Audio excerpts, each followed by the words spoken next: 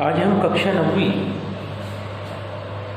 गणित इकाई 2 बहुपद में प्रश्नावली 2.1 को के प्रश्न क्रमांक पहले को समझेंगे। निम्नलिखित व्यंजकों में कौन कौन एक चर के बहुपद है और कौन कौन नहीं, उसका कारण के साथ कारण भी लिखना है और उसके साथ अपने उत्तर को लिखना है।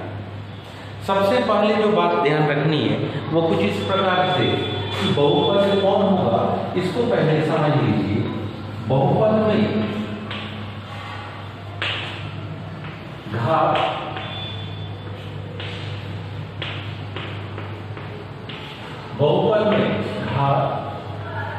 पूर्णांक में होनी है।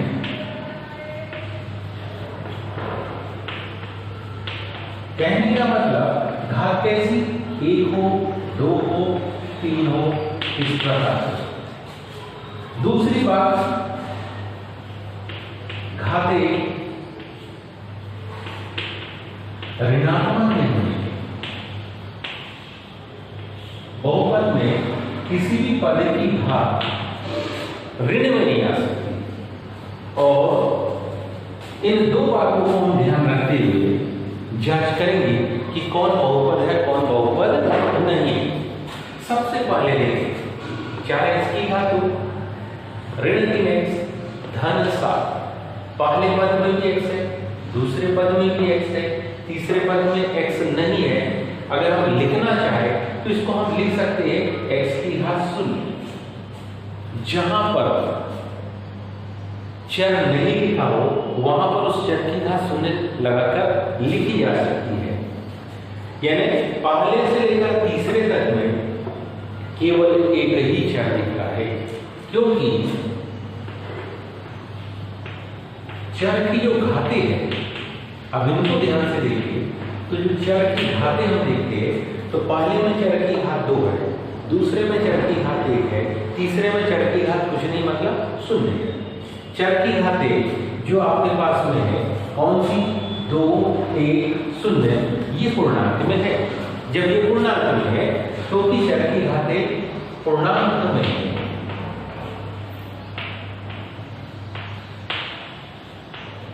चर की घातें कैसी है, पूर्णांक में है और एक ही चर, इसलिए यह ऐसा एक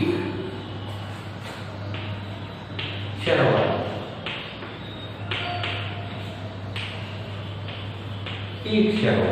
क्या होगा, ये बहुपद है। चर की घात कंप्लीट। दूसरे पद को ध्यान से देखिए। दूसरे में यहां लिखा भाई की घात 2 धन करनी 2।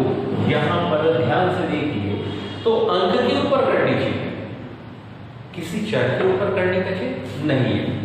तो हम लिखेंगे क्योंकि इस चर में जो घाते हैं वो पूर्णांक में है।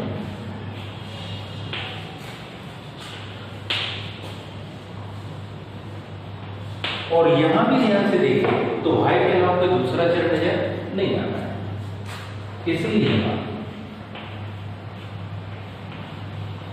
एक चर वाला, इसलिए यहां एक चर वाला क्या होगा, बहुपद।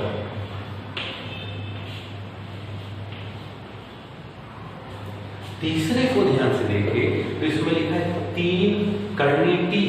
अगर इसको हम थोड़ा सा हल करने का प्रयास करें तो इसका मतलब है ये जो t की घात है ये है 1/2। यहां पर चर के ऊपर जो घात है वो 1/2 है, जबकि बहुपद कहता है कि घात पूर्णांक में होनी चाहिए। ये आधी घात है, इसलिए हम लिखेंगे क्योंकि चर में घातें कैसी नहीं है, पूर्णांक में। चर में घातें पूर्णांक में नहीं है, अतः यह क्या बहुपद नहीं होगा। अतः यह बहुपद नहीं होगा, क्योंकि यहाँ पर चर की घात आधी आ गई। आगे देखिए, इसमें अगर देखें तो इसको और विस्तारित रूप से देखें तो हम में से सब जानते हैं कि हम इसको लिख सकते हैं भाई धन, ये बटे के 2 को जब आप ऊपर में ले जाएंगे तो इसकी घात, ये बटे वाले भाई को जब हम ऊपर ले जाएंगे तो इस भाई की घात नहीं लिखा जाएगा। बहुपद में घातें ऋणात्मक में नहीं होनी चाहिए, तो हम लिखेंगे क्योंकि जो चर दिया है उस चर में कौन से द्वितीय पद की घात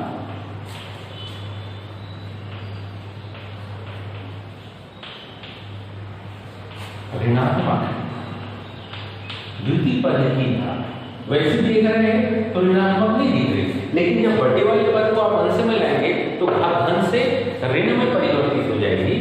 तो चर में द्वितीय पद की घात ऋणात्मक है, अतः यह बहुपद नहीं होगा, अतः यह बहुपद नहीं होगा। आगे देखिए तीसरे पद को, तीसरे में देखिए पांचवें x की घात 10, y की घात 3, t की घात 50। यहां से लेकर यहां तक इनमें देख रहे थे हम कि एक एक चर, लेकिन यहां अगर देख रहे हैं तो पहला पद x है, दूसरा पद y है, तीसरा पद t है, 3 अलग अलग है, तो ये 3 चर है।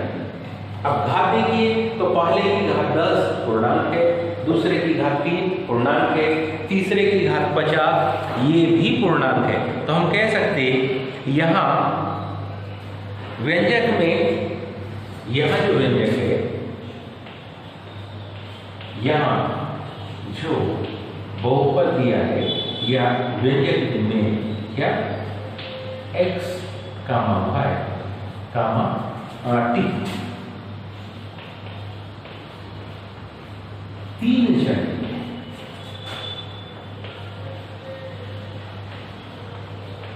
वह सभी की घात, वह सभी की क्या घात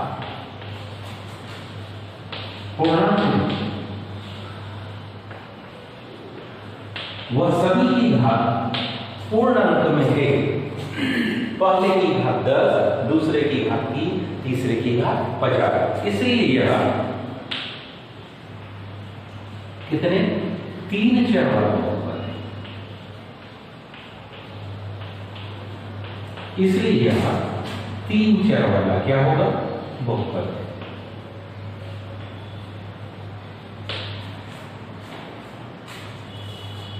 बिल्कुल आसान से ही प्रश्न है, बड़ी आसानी से समझ में आ जाते, ध्यान से इसको समझने का प्रयास करें। आइए इसी प्रश्नावली 2.1 के प्रश्न क्रमांक दूसरे को देखें तो उसमें लिखा है निम्नलिखित व्यंजकों में से प्रत्येक में x की घात 2 का गुणांक लिखिए। मतलब x की घात 2 वाला पद पहले देखना है, वो जहां भी है उसके आगे क्या लिखा है वो देखना है। तो ध्यान दो, यहाँ 2 x नहीं दिख रहा, यहाँ x की घात 2 और यहाँ x की घात 1। इसी को अगर ध्यान से देखें तो उसने कहा x की घात 2 का गुणांक लिखिए। यहाँ x की घात 2 तो दिख रहा है, लेकिन इसके आगे कुछ नहीं है। जहां कुछ नहीं है उसका मतलब होता है वहां पर एक उपस्थित है, तो इसी को हम लिखेंगे। हम इसको ऐसा लिख सकते हैं 2 धन 1x की घात 2 धन 1x। जहां कुछ नहीं लिखा रहा होता है वहां पर एक को लिखा जा सकता है, मतलब यहाँ x की घात 2 के आगे का गुणांक 1 है, तो हम लिखेंगे क्या बहुपद में x की घात 2 का गुणांक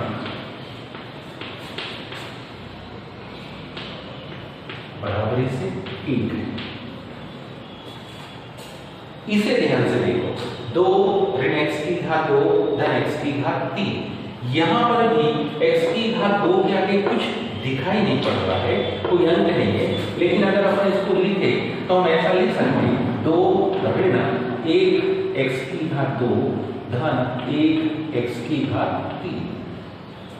ध्यान से देखो तो यहां पर 1 के आगे धन चिन्ह था, इसलिए यहां चिन्ह नहीं लगाया तो चल गया, लेकिन यहां इसके आगे कौन सा चिन्ह है? ऋण। इसलिए इस बहुपद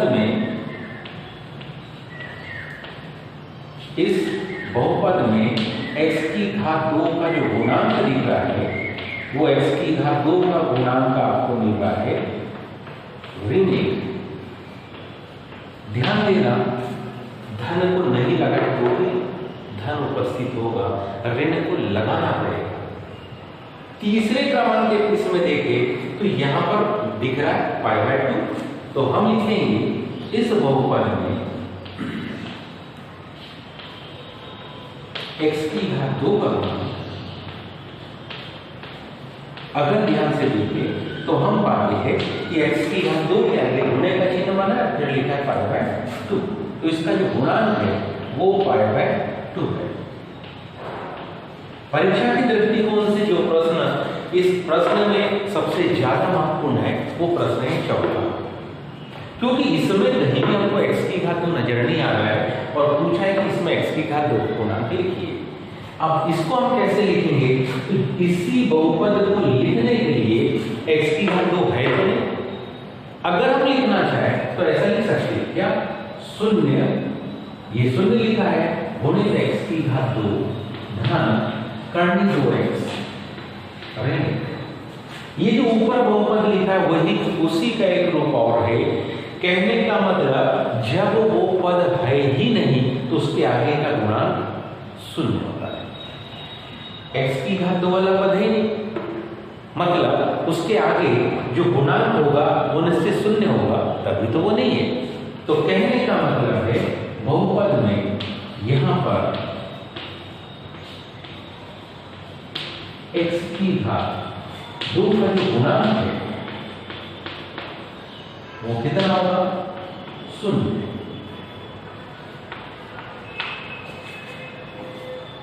इसी में हम प्रश्न क्रमांक अगले प्रश्न क्रमांक 3 इसी में देखें तो इसमें लिखा है 35 घात के द्विपद और 100 घात के एकपदी का उदाहरण दीजिए। ये जो प्रश्न ऐसा हमारे पास है, इसमें इतने सारे उदाहरण आपको मिलेंगे कि जिसकी आप कल्पना भी नहीं कर सकते। तो ध्यान से देखिए, यदि हम 35 घात वाला एक द्विपद बनाएं,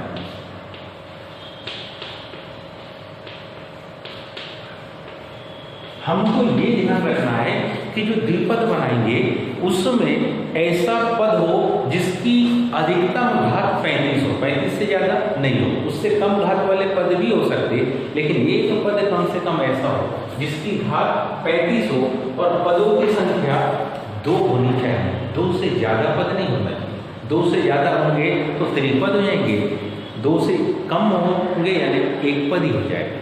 तो ध्यान रखना, पद आपके पास में 2 हो तो हमने लिखा, मान लो x की घात 35, फिर एक और पद लिखना है। कोशिश करें दूसरा पद जो होगा उसकी घात 35 से कम ही हो। 34 भी लिख सकते हैं, 33 लिख सकते हैं, 32 लिख सकते हैं। यह आवश्यकता पड़े तो हम इसको x की घात 4 भी लिख देते। ये हो गया 35 घात का द्विपद। यही उत्तर हो जरूरी नहीं है, इसमें ढेरों उत्तर होते हैं। और हम उत्तर को देखिए, x वाला ही पद हो ये भी जरूर नहीं है।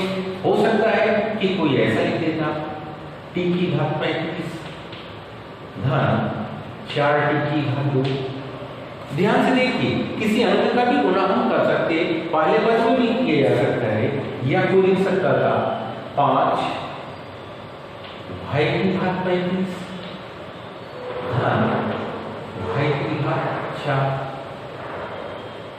इसके अनंत उदाहरण है और ध्यान रखना है अधिकतम घात 35 होनी चाहिए। ये सारे उदाहरण मान्य होंगे। अब आपको दूसरा उत्तर लिखना है 100 घात के एकपदी का उदाहरण। पदों की संख्या 1 हो, 1 से ज्यादा पद नहीं होने चाहिए। जैसे यहाँ 2 पद थे तो एक पद वाला, मान लो अपने लिख लिया, अंक भी लिख रहे हैं 5 x की घात 100। यही उदाहरण की जरूरत नहीं है, अन्य उदाहरण भी ले सकते हैं। कोई लिख सकता है y की घात 100, कोई लिख सकता है 200 p की घात 100, कोई लिख सकता है 10,000 p की घात 100। मुख्य बात जो ध्यान रखनी है वो ये कि उसमें घात जो है वो 100 से ज्यादा नहीं होनी चाहिए। अब उस घात वाले पद के आगे कोई भी अंक हो सकता है, धनात्मक तो यही जरूरी है, ऋणात्मक भी हो सकता है। ऋण 375